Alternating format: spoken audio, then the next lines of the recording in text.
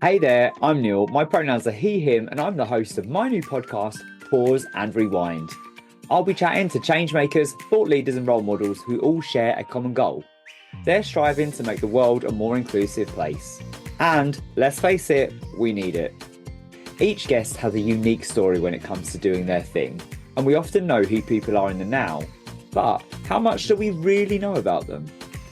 Pause and Rewind takes a moment to explore the experiences in my guest's life that led them to where and who they are now. Because everyone loves an origin story. We'll dive into tales, anecdotes, and what makes our guests tick. So, are you ready to pause and rewind? Welcome to the first ever live recording of Pause and Rewind. Can we get a clap for that?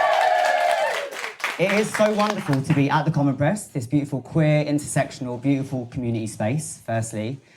It's so wonderful to see so many familiar faces and new faces as well.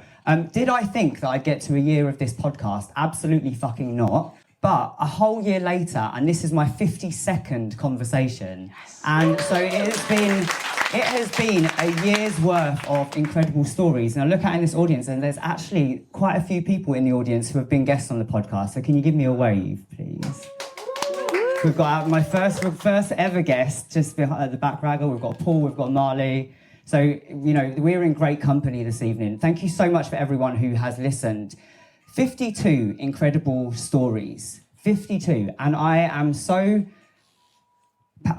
believe in the power of storytelling to change hearts and minds, particularly when it comes to educating people, bringing people along on the journey. And I've got the privilege of chatting and working alongside so many incredible queer change makers who are all striving to make the world a more inclusive place. And let's face it, we really, really need it right now. When we think about today and what's happened with the Supreme Court ruling, it's even more important that we start to look and listen at people's stories and see beyond headlines and stats and challenges and trauma, because it's not just about that. The whole premise of Pause and Rewind was I'm surrounded by all these incredible change makers, and selfishly, I wanted to dive into their stories. You know, this was quite a selfish pursuit, because I just wanted to get to know more of these people, because I think we often know who people are in the now, but how much do we really know about them? And when you really, really listen, when you see, when you feel, you get to know what people's origin stories are. And that's what this is all about. But it's so much more than just trauma and challenges. It's about queer joy, and that's what we're all here tonight. So I'm really happy to be in this moment of queer joy with a wonderful guest, Char Bailey. We are not only celebrating a whole year of the podcast, we're also celebrating Lesbian Visibility Week, which is coming up next week. I launched this podcast during Lesbian Visibility Week with 5 back-to-back episodes featuring some incredible queer women, and I've continued that throughout the podcast. And Lesbian Visibility Week, there's so much going on. Shah, I'm sure you're going to share a little bit about it later, hopefully, but do get involved. But we are here to celebrate this absolute change maker, role model, and inspiration. So can you please give a massive welcome to Char Bailey?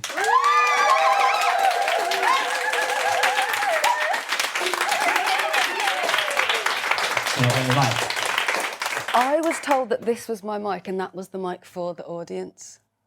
Sorry, as in the audience can hear. Oh, so yeah. Oh. I took that so it's not even on. Oh, that's my fault. I took that so literally. Hello, autism, we've started well. We're off to that. Shah and I give you permission to fidget, to go to the bathroom, to do what you need to do, the bathroom around there, to take pictures, please take pictures. You've got permission to fidget as much as we plan to fidget up here on these stools, okay? I'm going to do my shot. How you doing, Babs? I feel really good, Bab. It's so, like, look at all these people. Like, oh my gosh, I'm being perceived. I'm being perceived, but I feel great. It's a real privilege to sit next to you. It's always a blessing to be in your energy. And as a cis, gay, white man, you embody everything that I think is important when it comes to allyship and celebration. So thank you for having me. Thank you for being here. Thank you for being You're here. You're a good egg. Right, we're getting off to a good start. I'm going to hit you with that big question that I start every podcast with. What does the world look like for Char Bailey right now? My world is fantastic internally, but when I look outside to what's happening in the rest of the world, it's quite frightening. But my world personally is a beautiful experience of being in the now and celebrating myself and being joyful. And it is wonderful to see you being celebrated as well, and just to give you your flowers of all the different things that you get to do, and seeing you pop up everywhere is so beautiful to see. Char wears a ridiculous number of hats. Are you happy to share how many hats? Well, I need a lot of hats for this big head of hair. So titles, what have I got? I am Director of People and Culture at Birmingham Pride, which is my hometown pride. I am Education and Inclusion Officer for the UK Black Pride, which is the world's biggest movement for queer people of colour. I sit on the board for Neurodiversity in Business, which is an organisation that supports neurodiverse people in the workplace. I'm features editor, a writer, roving presenter for Diva Magazine, which is a LGBTQI plus publication that supports lesbians and non-binary people. I am a NLP practitioner, coach, facilitator, and tree hugger. I was literally about to say tree hugger. I stand for joy, I stand for kindness, and I stand for everybody. And all of those things shine through. How do you practice self-kindness with balancing all of those different things? I play my PlayStation with my girlfriend. But I try and stay in the now because I'm autistic, I have ADHD, my mind goes a million miles an hour, and so kindness for me looks like being in the present. It looks like taking those moments of just breath and reflection and peace and allowing myself to feel my feelings. I don't always think that self-care is necessarily about feeling good, but just allowing myself to feel whatever comes up. So, you mentioned UK Black Pride, 20th anniversary this year. Let's give it up for UK Black Pride.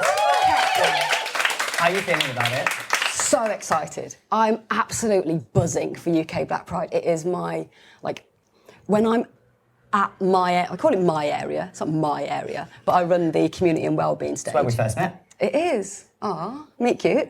But I'm so excited about it because it's the one place where I get to look out and see myself and know that I've created something that is really going to make a difference. Because when I first felt queer, I thought, oh gosh, black people, black women especially, can't be this, so there must be something massively wrong with me.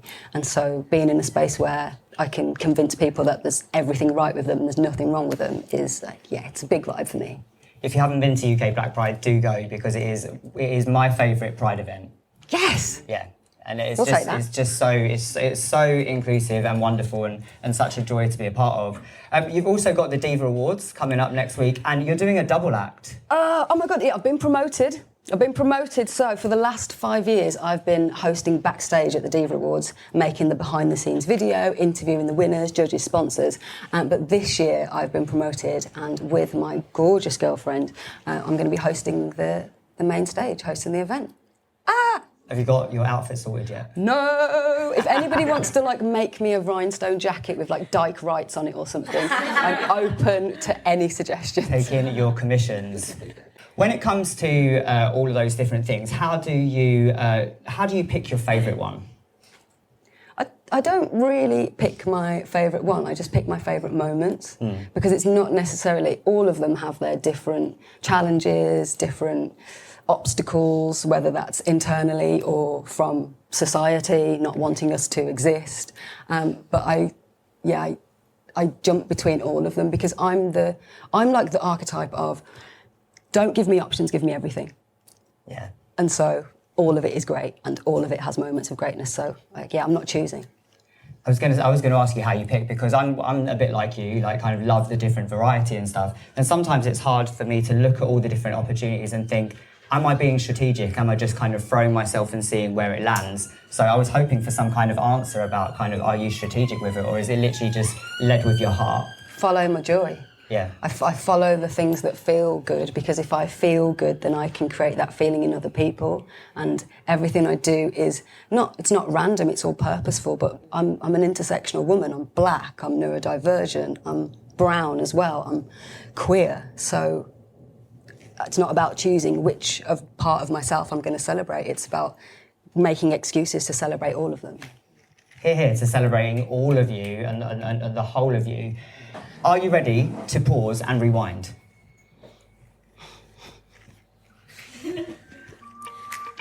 I'm ready. You ready? I'm ready. Let's do this.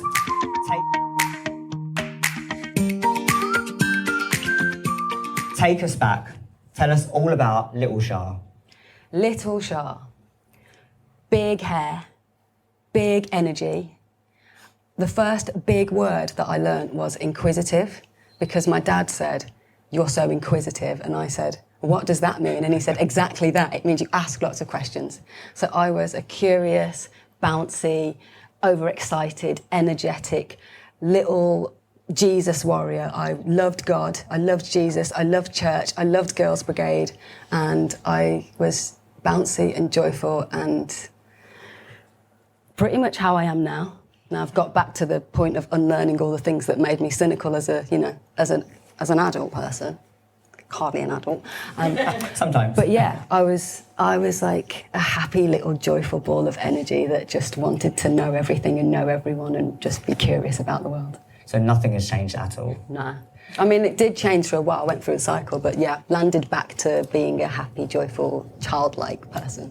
It's such a common thread talking to people on the podcast over the 52 episodes of people to really, really reflect on how joyful they were as kids, but somewhere in the middle, it gets lost. And I know that's something that I feel now. And so many people talk about how they're coming back to that with age, with self-acceptance, with a lot of fucking self-work and therapy sometimes thrown into the mix. Was it similar for you? Absolutely, yeah. I didn't get too far off track because I've always had sort of my belief or my faith to draw me back to myself.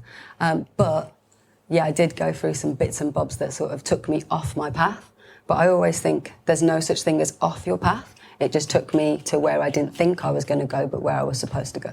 Yeah, everything for a reason. Before we're going to talk about your spirituality, because it's a big part of who you are. I know I don't want it to sound wanky, but it is a big part of your brand. It's a bit wanky, but yeah. Wanky spiritual brand, that's me. Join my cult. Jokes. I'm sure there's loads of people here that would. Yes, light warriors. Yes, light warriors. Before we go into that, though, I'd love to know, what's a favourite anecdote that you've heard about yourself growing up? Okay. My favourite anecdote about myself growing up, it's quite a sweet one, actually. So when I was and there's photographic evidence of this that I can share later, but when I was about 3 or 4, my mum took me to Wolverhampton Shopping Centre. It's very posh, not really, but she took me to Wolverhampton Shopping Centre to see Father Christmas. And as we were waiting in the queue to see Father Christmas, there's like a display of like a reindeer, a snowman, an elf, all of these just random Christmas things. And I climbed through the gate, took off my coat and put my coat on the snowman. My mum thought I was lost, so she had a little panic, like, "Oh my God, Char, where are you, where are you?" Found me and said, "What are you doing?" And I said, "Well, he looked cold." Oh, yeah, thank you. Thank you.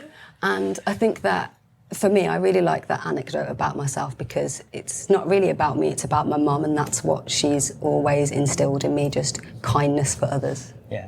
And just to be able to share that memory with her as well, and for that to be such a fundamental part of who you are now. Yeah, she created a monster, but like a nice one. Here for it. What were you like at school then? I was very curious. I played lots of sports. I was a know-it-all. I was clever. But I was really badly bullied at school because I was the only brown person in my school. Come from quite a small town in the Midlands, so school, primary school especially, it was very fun and chaotic, but also taught me a lot. What was the support like around that? What were your family saying in the background? How were you feeling supported?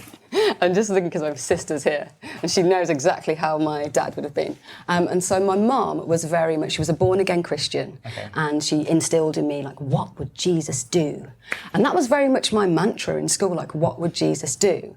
And so, you know, I would get punched and kicked and worms thrown in my gorgeous locks.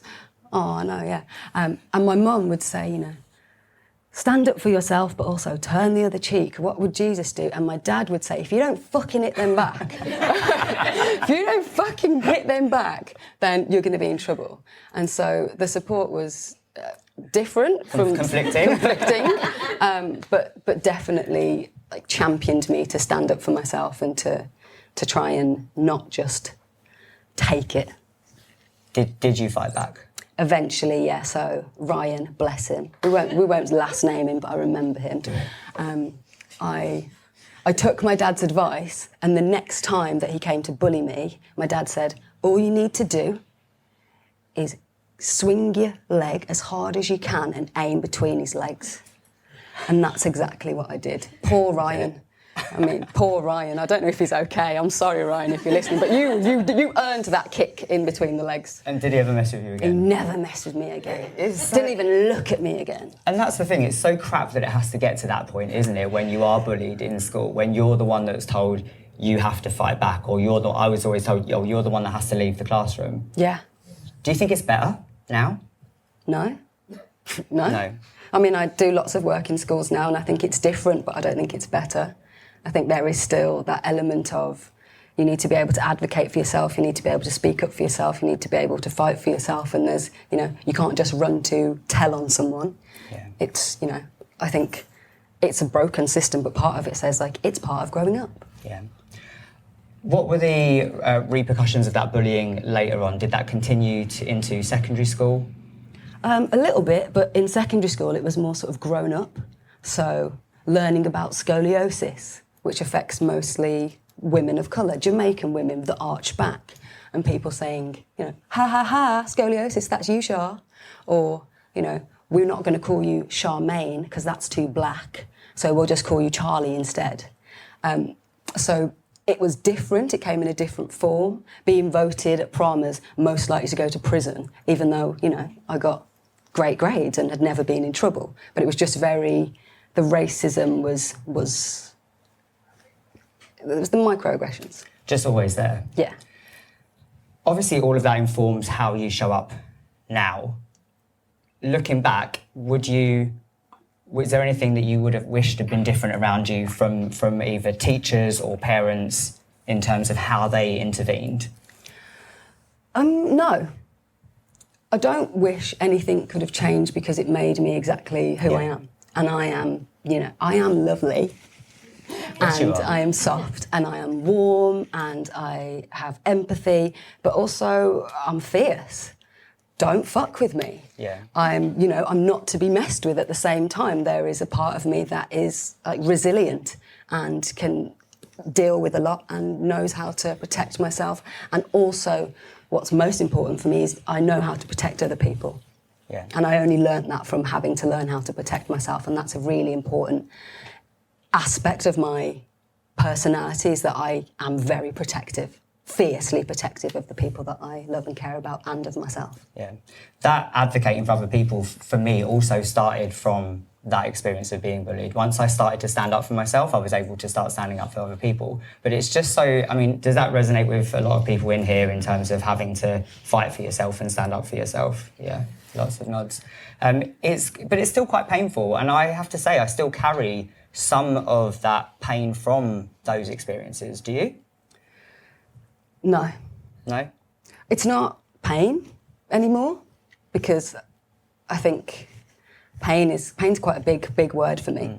Got quite a good pain threshold, in case anyone needed to know. But it's a reminder of how things can be, and it's like a fuel for me. So it doesn't dampen my spirit every time I'm reminded of what I travelled through. It's like a reminder of why I do what I do now. Yeah, and definitely what you won't put up with. Absolutely. Yeah, I know I've got some friends in the audience that know that I don't put up with shit as a result of having to put up with so much shit. Yeah. Yeah. Spirituality and teenage years. Oh. So I know that this is something we spoke about the other day when we were just having a chat. Are you happy to share a little bit about your teenage years, what that was like for Char? Obviously a formative time, but for you also quite a scary time. Yeah, really scary time actually, because I had my whole life mapped out, as you do as an autistic person, and as a teenager I obviously knew everything about everything, so no one could tell me anything. So I had a plan to be a footballer, obviously the lesbian dream. I played football to a very high level at the time. And then just after I had my England call-up with Hope Powell, Google her, she's like old school, black. I'm sure she's a lesbian, if not, I've probably outed her. Sorry. It's not about me. It's lesbian visibility.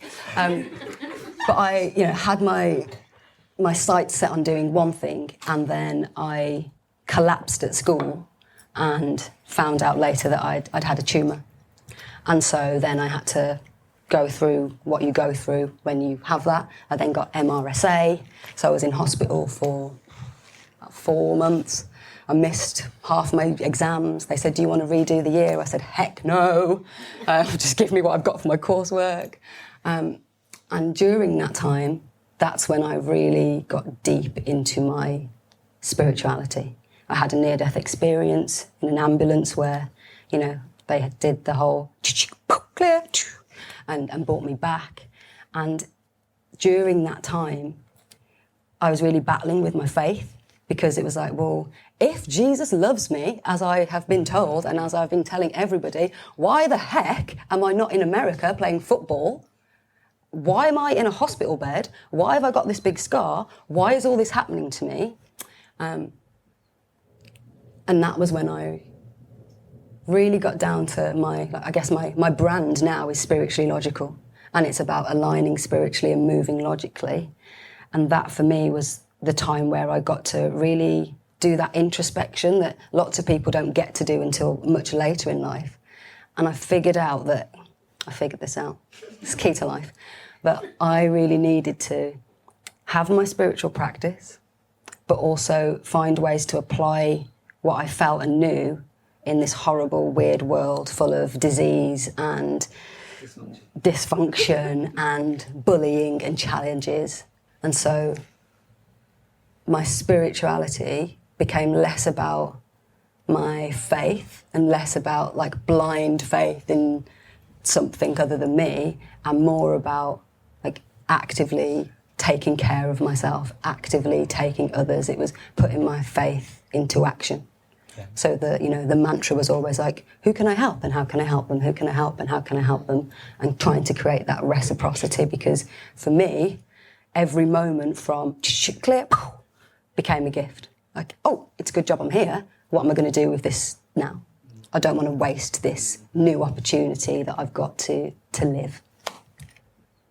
It's such a lot to go through at a young age, not just the scary side of that experience, but also to be that embedded in spirituality at such a young age as well.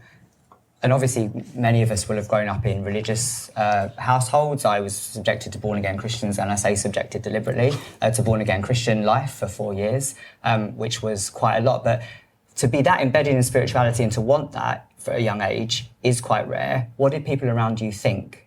What a weirdo. I went to college, school, whatever, with the New Testament in my blazer pocket. I would read Psalms on the bus. I still read Psalms all the time now. And people were like, oh my God, you're such a weirdo. What is that? You're a Fruit Loop. There's something wrong with you. I didn't fit into what people thought I should be. Yeah. And did you, with those begrudging feelings about why is this happening to me and such, just how did you reconcile that? Why is this happening to me in terms of from a religious perspective? Have you made peace with religion? How do you feel about it? Yeah, absolutely. I mean, now I'm at the point of like everything happens for you. You don't get what you want, you get what you need. The universe is conspiring in my favour. Everything that I have overcome, endured, everything that has happened to me has been a blessing. Like, look at me now. So, in those moments I was in despair, but now I'm like completely grateful and able to celebrate where I've got to. So, yeah, I'm not bitter, I'm better. Absolutely. What happens next after that? So, Here we go.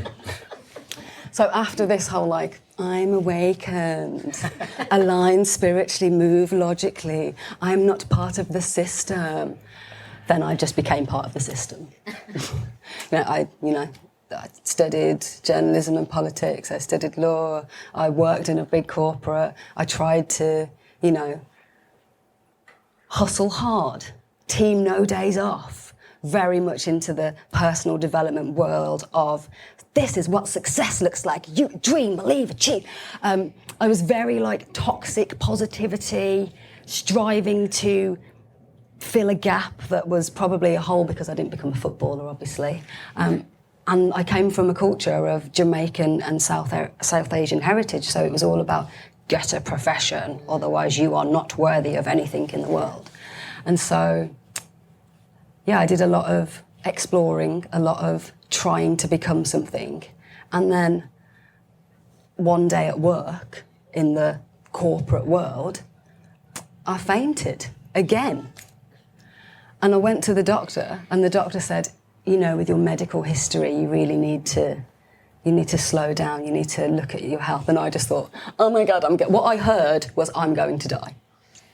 And so when you think you're going to die, you try and do things that you want to do. So I went to Thailand.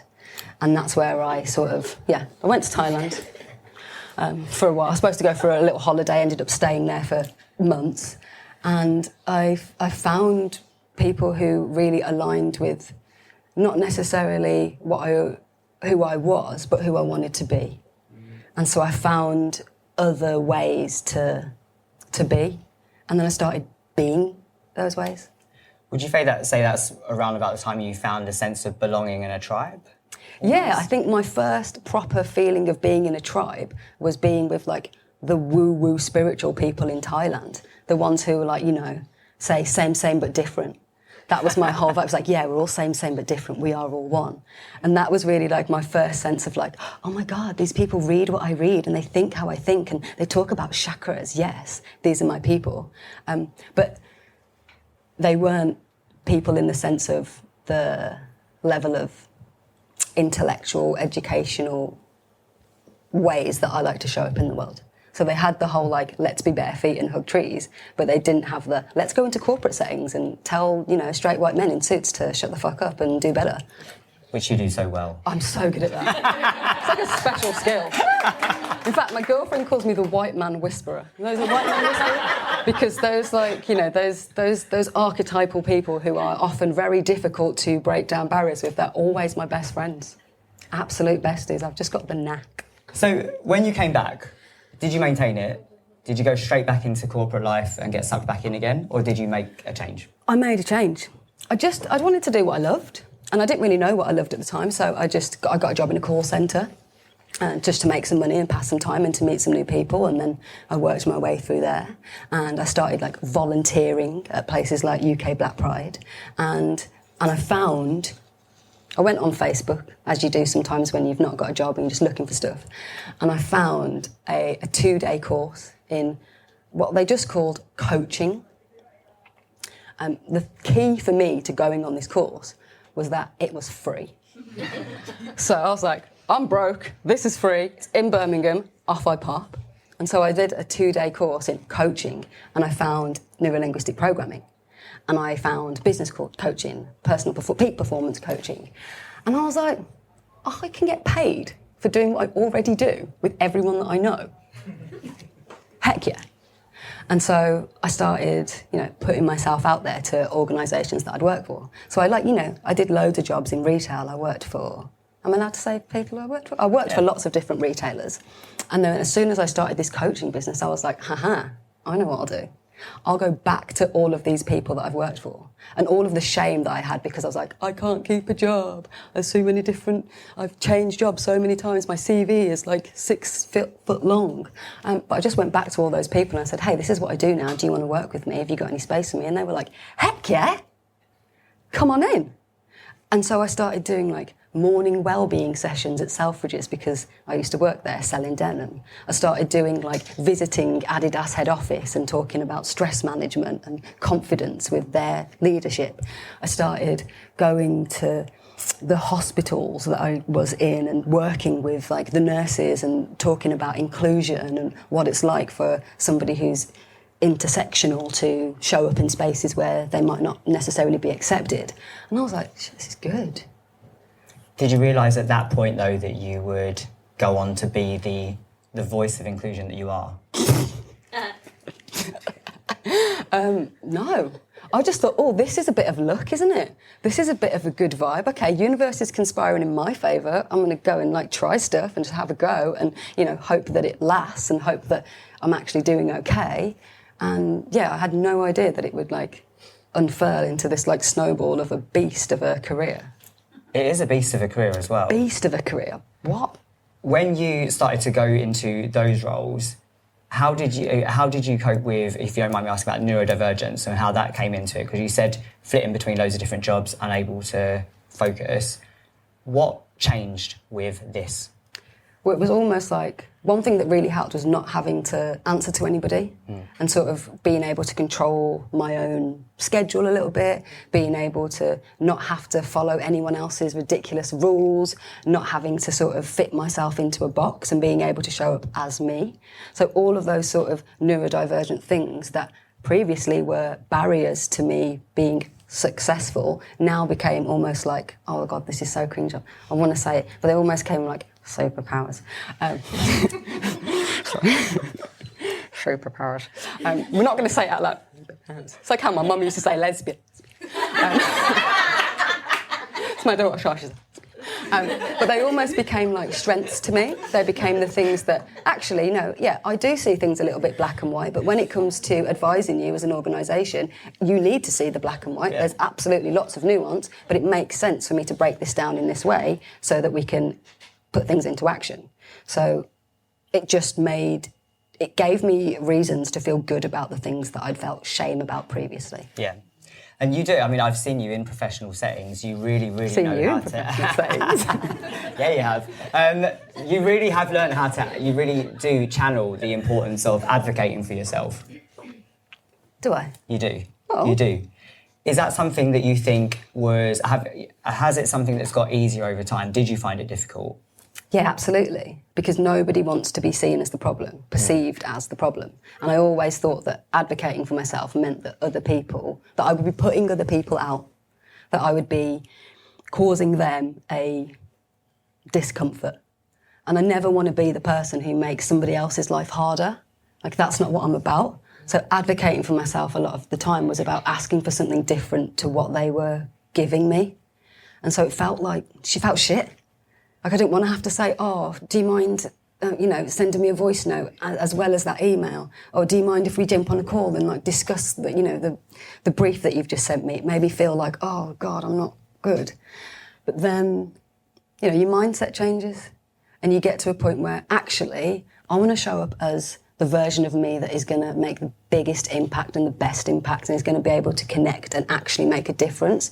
And if that means that we're going to have to do some adjustments in the way that we approach things and what we ask for, then absolutely yes, because I can sit through a little bit of discomfort about how you might be perceiving me if it means that when I get into your organisation, I get in front of the people who really matter to your organisation, I can do something different and make a difference. Heck yeah, deal with me. Yeah, and we do. Thank you. You do deal with me fantastically. I get a phone call. Can we talk about this? Yes. Yeah. Let's get on the phone. You do. You get so many WhatsApps, so many phone calls. I'm here for all of them because they're also packed with lovely words of encouragement and championing, and you. What lessons have you learned along the way about yourself that you'd like to share with our audience in terms of inspiration? What lessons have I learned about myself? What do you mean by that? Well, what gold nuggets would you like to share that you think, actually, I figured this out about myself and I want other people to take that on board as well? It's a good question. I think the biggest thing that I've figured out about myself, and I think is probably true for lots of people, is that it's really easy to get in your own way. It's really good to talk yourself out of putting yourself on the platform before you've even got there. I booed myself off so many stages that I didn't even step on because I was, to take words from my girlfriend, I shrank myself. I made myself smaller because I didn't feel like I deserved to fit. And actually, if I'm being asked, then I should definitely take up that space and I should go. And so, yeah, I think the biggest one for me has been just to get out of my own way, to not believe what other people told me I was supposed to believe about myself, and to actually tap into what I know is my truth. Because once I know what my truth is, can't nobody tell me shit about shit, because I know exactly who I am. And nobody else can try and rewrite my narrative for me. Nobody else can try and tell a story about me. Nobody else can try and talk me down, because I know I'm connected to something greater than myself. I know that I pray for my enemies. I know that I have peace in my heart, and I aim to give peace and love and kindness and fairness and forgiveness to everyone. So, yeah, knowing my own truth, getting really familiar with who I am, so that whenever the world wants to contend with me, I can be in the peace of the safety of knowing who I am.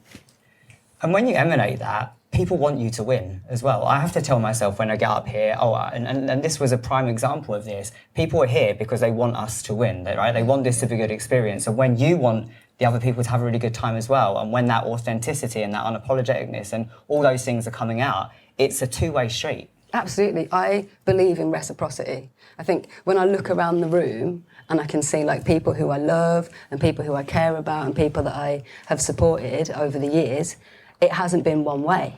Like, I can literally point at people in the room and go, there's reciprocity here, there's reciprocity here, there's reciprocity here, there's reciprocity here, there's reciprocity here, here, and here. Yeah, same in this room. Yeah, in this room alone, never mind when you go out there. And when you're part of a beautiful community as well. Yeah, you know, I get to be, like, one of my closest friends is right in the front, and they are really, really good at trying to convince me that, you know, you don't have to be this nice to everyone, and you know, you can back yourself up a bit more and you can cuss out those people. I'm like, I don't need to. I can go out and be safe and loving and overly trusting and overly giving, because if the world hits me on my arse, I'm surrounded by so much love and compassion and kindness and people who will go to the nth degree to drag me back up. So I get the freedom of being able to not have my guard up as I walk through the world. I have the freedom of expecting greatness and kindness and love from lots of different people, from everyone actually, because I don't have the fear of, oh, well, what happens if life hits me? If life hits me, y'all go and pick me up. Does the cussing ever come out? Oh yeah, kitchen table. Kitchen table! If anyone that knows about Michelle Obama, you'll know about the kitchen table. So she talks famously about the kitchen table and says, you know, we have, you know, places and spaces, her kitchen table with her 12 friends, where she, you know, puts the world to rights, where she has a little bitch, where she has a little gossip, where she gets out all of the frustration, but then it's there, and we leave it there. And we move back into the world and remember what's important and remember why we're doing this. Because, you know, everything I do, it's great for me, but it's not about me. It's about the people that I'm trying to impact. I want to ask a question then about legacy. Whose leg? Whose leg you see? How do you... One thing that Char said, off topic, when we were talking about what we wanted to come out of this podcast, Char said, I really want people to know how funny I am. Do you think she's achieved it? No, because I feel like in my personal life, I'm hilarious. I'm the funniest person that I know. But in my professional working life, like, my friends would say that I'm funny, some of them. I'm looking at your sister. My sister's really good at laughing at me, not so bad with me. But, you know, people don't necessarily get to see that side of me. They don't get to see, you know, what the work that I do is serious. Yeah. You know, I care about people, like, it's really important to me. And they don't get to see that I'm a weirdo. Not weird, silly. A silly weirdo. We're here for all of it. Legacy, right? Oh, yeah. How are you feeling? What do you want? I guess doing so much stuff for other people as well. Do you think about legacy in everything that you do? No. No? No. Let's smash it. No, because as I said, it's not about me. It's about the people that I'm impacting. So, I'm not doing this so that, I can be remembered as one of the greats. I'm doing this because it's what feels right. I'm doing this because it's what feels good. I'm doing this because it is my purpose. And when you are living in your purpose, I'm not even thinking about when I'm not here. I'm just trying to think about right now, in this moment, how can I make a difference? How can I show up? Who do I want to be? Fucking comedian, apparently. Yeah, apparently. Book me. Add that. Well, to be fair, I've got enough hair for that to be another hat, so... We should have had a hat stand next to us. Tell me about someone who shaped you the most along the way. The most is just too much. Because, my mum's probably had the longest time to shape me. She's known me for a long time. My girlfriend laughs at everything I say. It's a win. And she has shaped me because she is a woman who has, talk about rags to riches, talk about trauma to whatever the other thing they say that is the opposite of that. She is trauma to triumph. Yeah, she is a powerhouse of a woman. She is fierce and kind and beautiful. And she has shown me what it means to be love, not to be loved, but to embody love, to be loving. And that is the greatest, lesson that I think anyone could give you. How do you stop wanting the world to love you and wanting the world to give you applause and appreciate you and whatever? And how do you just be love? And she taught me that, and I carry that with me every day. But I guess in the wider sense, I'd have to say Lady Phil, because she has taught me to be unapologetic, because I have nothing to apologise for. She looks at me and says, stop being so damn humble and take your flowers. She gives the best hugs. She does. She amplifies my voice, and she gave me a voice. She was the first out black lesbian that I ever saw in the world. And I wanted to be like her. So she's taught me how to take up space. And I never really knew how to take up space. I was always just like an awkward weirdo who thought at school I was friends with everyone because I could sit anywhere at lunch, but that really meant that I wasn't really friends with anyone because, we know what it's like when you're in school, you have your little clique, and I didn't have one. I just sort of went anywhere and was never really part of anything.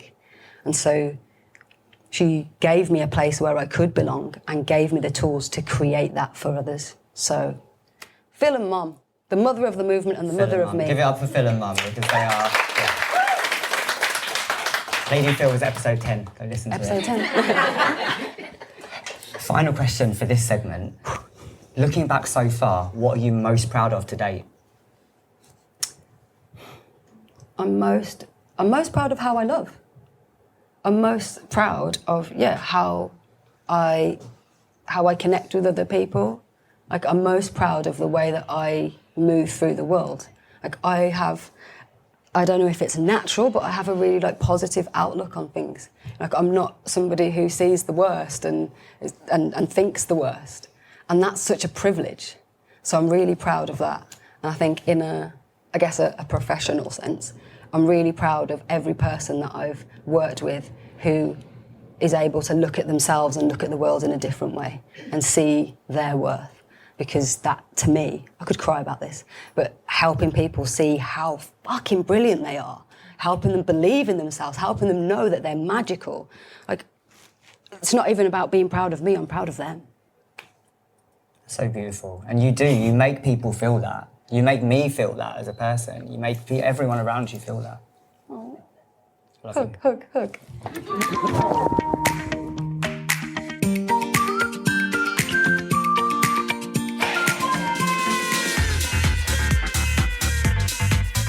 The House of Happiness is London's ultimate sober clubbing extravaganza. We're led and delivered but created for all, whether teetotal, sober curious, or just taking a booze snooze. We love a day rave, and on a Saturday afternoon you can expect banging house tunes, DJs on decks, dancers on podiums, and a fully stocked alcohol-free bar. flamboyant, bold, with a glitter station to boot. We're all about safe, inclusive fun, and we even have a pre-meet so that you can make new sober buddies before you hit the dance floor. Grab your tickets from Instagram now at House of Happiness Official, and we'll see you on the dance floor.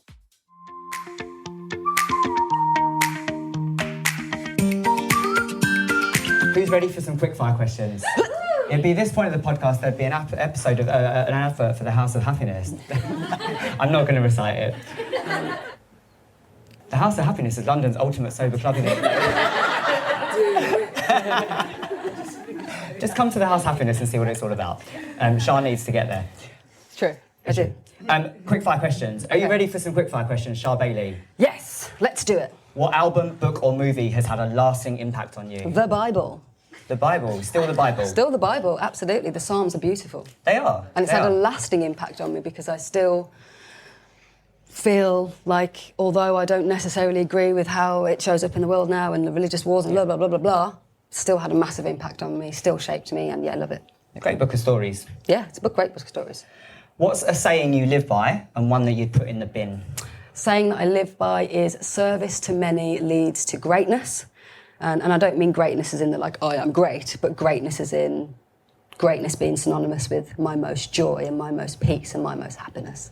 And one that I'd throw in the bin is one that I used to absolutely love, and it used to be hustle hard. Or anything in that sort of vein. Hustle hard, team no days off, get them in the bin. Which is funny because you look like you're hustling, like you look like you're doing so many different things, and I guess some people could call that hustling. Mama's a hustler. It looks like I'm hustling, but really I'm just helping. Yeah. I'm just asking, who can I help today, how can I help them, and then answering that question and Throwing doing yourself it. out there. Yeah, have a go. Love it. Have a go. Have a go, Bab. Have a go. What's been the best adventure of your life so far? Meeting my girlfriend that I'm currently with. Oh, can we get an R? Easy. She's just a joyful, beautiful person who's helped me unpick parts of myself that I was never safe enough to in a relationship, and it's a new adventure because I thought I was pretty much done. I was like, look at me, I'm evolved, and then I entered into a relationship where I was safe and held, and I could start unpicking more of myself that I had never been in a relationship that allowed me the space to do that before. So it's such an adventure being able to explore different parts of me and grow more. And this was supposed to be quickfire, but I love you, baby. Oh, that's so cute. And I think sometimes in relationships, people overlook the mundane and the boring and the content stuff, because actually sometimes that's the best stuff. Yeah. The walks, they're just chilling. Yeah. And you two always look like you're just having the best time. Yeah, making pancakes on a Sunday, dancing in the kitchen. That's our vibe, The outfits. Playing Call of Duty together, or just body doubling. We have a great time doing nothing, and we have a great time doing stuff, and it's really great to explore all the different parts of myself with someone who can hold my hand. That's really beautiful. Sorry, Loz, you're not getting me playing Call of Duty. Do you play? Do you want to play? Add me. What 3 words would you use to describe you and your origin story? Kind. Well, this is a trick question, because the words that describe me are not necessarily the same words that describe my origin story. Okay. But we'll mix up. So, kind, resilient, unapologetic. I share 2 of those with you, and Benji shares 2 of those as well. Let's fast forward a little bit. Let's go. What exciting things do you have coming up? It's Lesbian Visibility Week next week. Hey! Give it up for the lesbians! Let's go, lesbians! So, as we mentioned earlier, I'm hosting the Diva Awards, my gorgeous girlfriend Megan. I'm also hosting the Neurodiversity in Business Conference next week. I am going to World Pride in June, because let's go somewhere and find a community who have got a not a very nice person running their country and amplify their voices and give them more to celebrate. What else has got coming up that I'm excited about? Megan's brother's getting married. I'm very excited to go to a family wedding. And I think, that's what I'm excited about right now. That's a lot to be excited about. UK Black Pride's 20th anniversary. Yeah, and you know, Birmingham Pride's coming up at the end of May. Look, there's so much to be excited about. Yeah. There's so much to be excited about. And the whole of Lesbian Visibility Week, you know, it's become something that I'm really proud to be a part of. I was creative director last year. We had a great slogan, uniform, not unified. This year I've been working on, you know, talking to queer women about building families. It's just a massive privilege to be part of so many things that create so much joy for others. Well, hey, with that in mind, what brings you joy? Hugging trees, hugging people, dogs in general. My dog's called Karma because Karma's a bitch and so is she. That's true, it wasn't a joke. Being in the bath. If anyone's seen me on Instagram, I love a bath and swishing the hair. My nieces, like when Megan plays with my nieces, it's just like the most joyful thing to say. They're like, where's Megan? Can Megan come? Megan. I'm like, I am here. So, but you know, seeing my family connect, that brings me so much joy. And in a working perspective, when I've worked with a client or a team or an individual, especially when I do like my one-to-one coaching, when that person says, do you know what? I hadn't thought about it like that before and I feel a bit better. That to me is the goal. Because when you change your mind, you can change anything.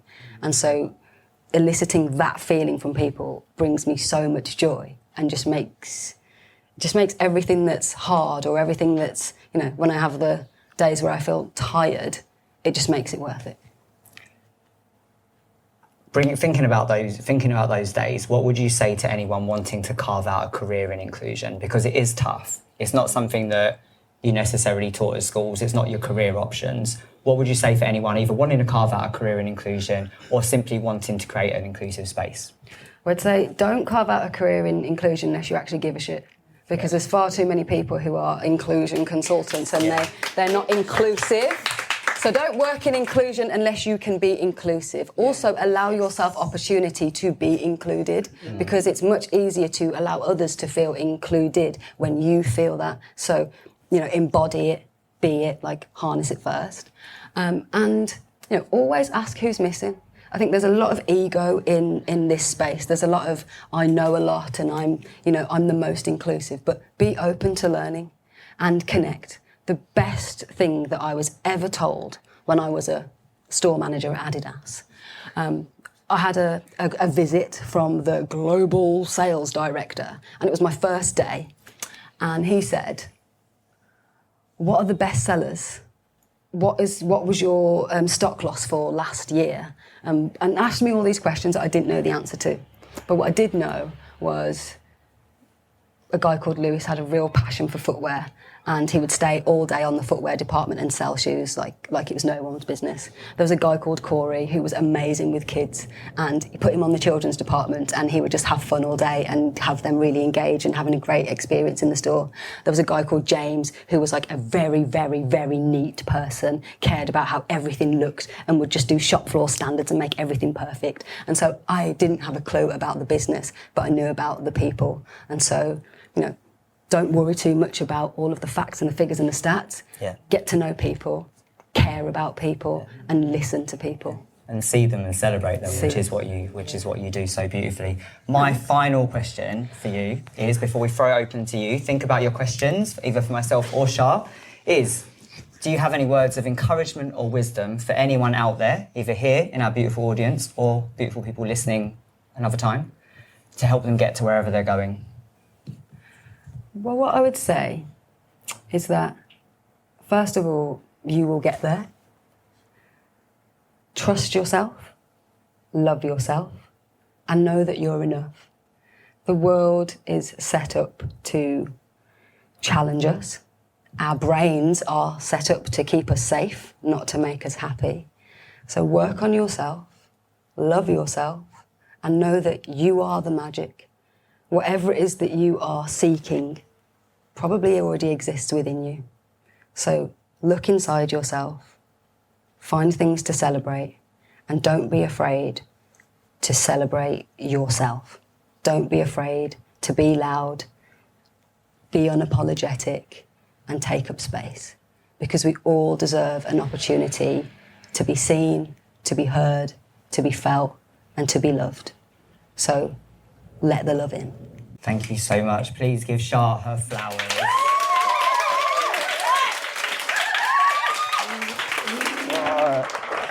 Please give Neil his flowers. A year episode. Yes, Neil. Yes, Neil. Seriously, you are constantly championing me, championing other people. Like, you are just a wonderful I'm your cheerleader, person. boo. I know you Give are. me an N. Right back at you. Let's not do that. You might never know someone's origin story, but if you listen really, really closely, you'll see it, you'll hear it, and you'll feel it. Thank you so much for being here this evening. You've been an absolutely gorgeous audience. Think about those 3 words as you go about, and then, tune in for more amazing conversations on Pause and Rewind. Like and share. These stories, people's stories, deserve and need to be heard. It's the only way we're going to make change. Thank you so much, everyone.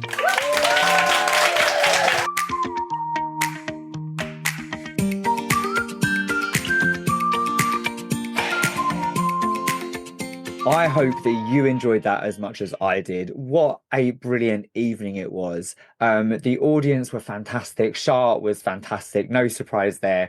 And we had an absolute blast. Char and I thought we'd have fun doing it. We had a lot of fun. It was a rowdy audience. I didn't put the audience questions in, but it got a little wild and we are here for it. It was beautiful talking to Char about her origin story and, the way that she shows up in the world and how she shows up in the world and how that's been informed by so many of her experiences. And, from listening to this, I'm sure that you can see it. And her 3 words that she uses to describe her origin story: kind, resilient, and unapologetic. And those really emanate from her. She's just such a beautiful human. It's been a couple of weeks since we recorded this. It was Lesbian Visibility last week as Char was out there doing her thing. I saw her hosting the main stage at the Diva Awards on Friday evening with her gorgeous girlfriend Megan, who was also in the audience for the podcast recording. And they absolutely smashed it. Char's also hosted Neurodiversity and Business Conference. And I just love everything that she does and the way that she shows up for the community. It is beautiful. And as I said, we had a lot of fun, as you would have just heard. I'd like to thank the Common Press for hosting us, London's queer, intersectional, inclusive, beautiful space. Go to the Common Press, go to their events, go buy books from there. It really is a space and a place that needs to be cherished and looked after and protected. Just keep showing up, keep listening to people's stories. These stories, people's stories, deserve to be heard. So please do like, subscribe, share with those you think might want to listen, and stay tuned for more amazing guests on Pause and Rewind. I am taking a break. I will be taking the next month off, but I'll be back in June for a new series to celebrate Pride season. So that's all from me for now. Thank you so much for everyone who has listened over the last year, a whole year of these conversations, and there'll be plenty more coming. So see you soon. Take care. Cheers.